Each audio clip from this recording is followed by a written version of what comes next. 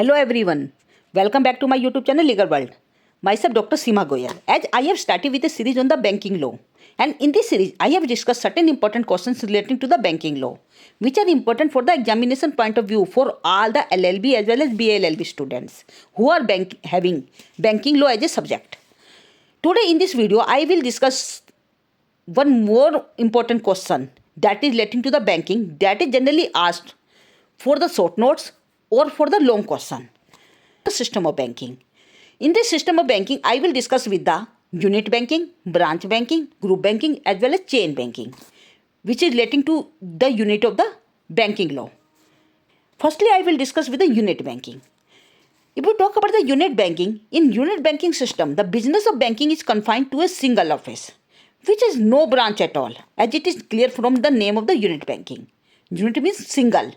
Where there is business of the banking is confined to a single office, that is known as unit banking, and each banking company is a separate company and separately licensed, having its own capital, board of directors and shareholders. And generally there is one place of operation, and the area of operation of the bank as well as the size of bank is smaller. And this banking system is generally found in USA, and its birthplace is also USA. And USA unit banks are generally linked together with the corresponding banks. That makes and facilitates the transfer of funds from one part of nation to the another part of nation. जैसे कि मैंने आपको बताया unit banking का मतलब एक ऐसा bank का एक सिंगल ऑफिस बनाया गया है और जिसकी कोई ब्रांच नहीं है, और हर जैसे कि आपको पता है कि जितनी भी बैंकिंग कंपनी होती है एक सेपरेट लीगल एंटिटी मानी जाती है और सेपरेट उसको एक अलग से लाइसेंस दिया जाता है और उसके अपना एक बोर्ड ऑफ डायरेक्टर्स होता है और शेयर होल्डर्स होते हैं. और यहाँ पे आप देखेंगे तो there is one place of operation. यहाँ पे केवल एक ही प्लेस है जहाँ पे यूनिट बैंक स्थापित किया जाता है, और यहाँ पे जो एरिया ऑफ ऑपरेशन होता है यदि हम देखें इस बैंक का तो वो भी बहुत स्मॉल एरिया होता है. And this system of banking, ये जो सिस्टम ऑफ बैंकिंग है ये केवल आप देखेंगे इसका जो जन्म है वो यूएसए में हुआ है, और यूएसए के अंदर ही इसको यह यूनिट बैंकिंग का जो सिस्टम है वो देखने को मिलता है. इसके अंदर यूनिट बैंकिंग के अंदर जो एक सिंगल जो बैंक होता है उसको कोरस्पॉन्डिंग बैंक्स के साथ लिंक कर दिया जाता है, और जिसके द्वारा फंड्स को एक नेशन से दूसरे नेशन में ट्रांसफर करवाया जाता है.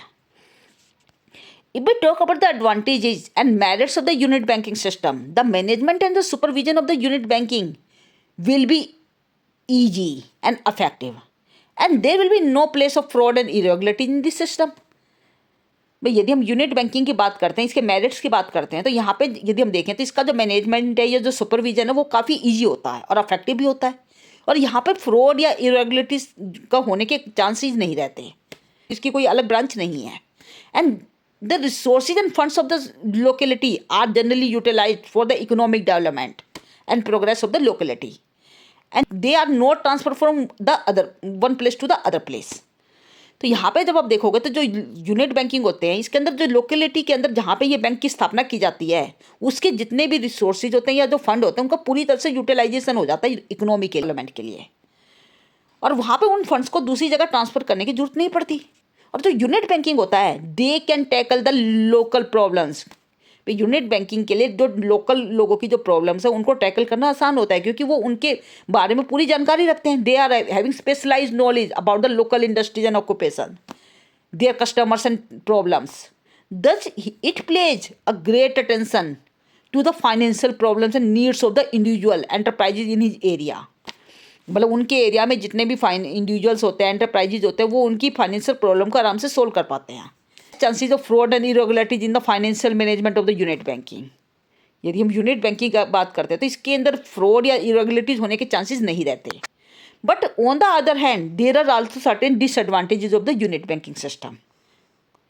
First disadvantage of the unit banking system, that is the unit banking system lacks the benefit of specialisation and division of labour, क्योंकि वहाँ पे उसकी कोई और शाखा तो है ही नहीं और वो केवल एक ही जगह पे स्थापित है.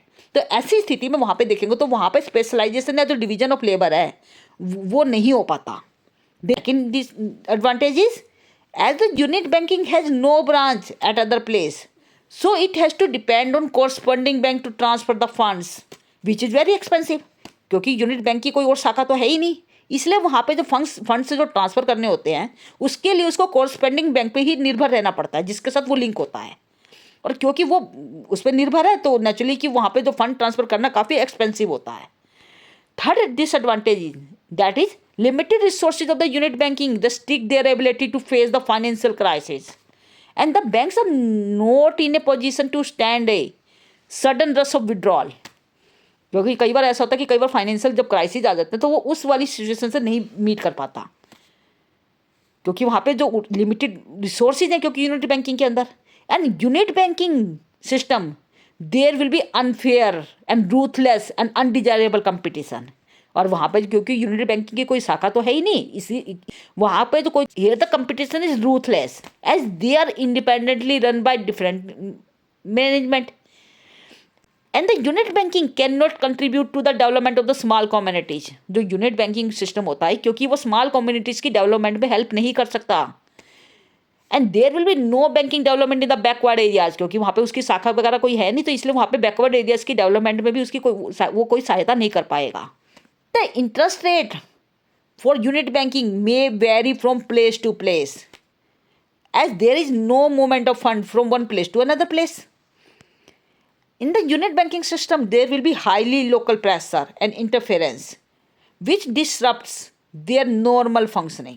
जो यूनिट बैंकिंग सिस्टम होता है इसके अंदर लोकल प्रेशर ये बहुत ज़्यादा रहता है और वो कहीं ना कहीं नॉर्मल फंक्शनिंग को इंटरप्ट करता है and there is little possibility of the diversification of the risk under the localized unit banking system and the unit banking can't give loans especially on the basis of economic principles, will give importance to the local influence which is a borrower command। So these are the certain facts relating to the unit banking and if you have any doubt then you must put down in the comment section and don't forget to like, share and subscribe this channel for the further update. Thank you.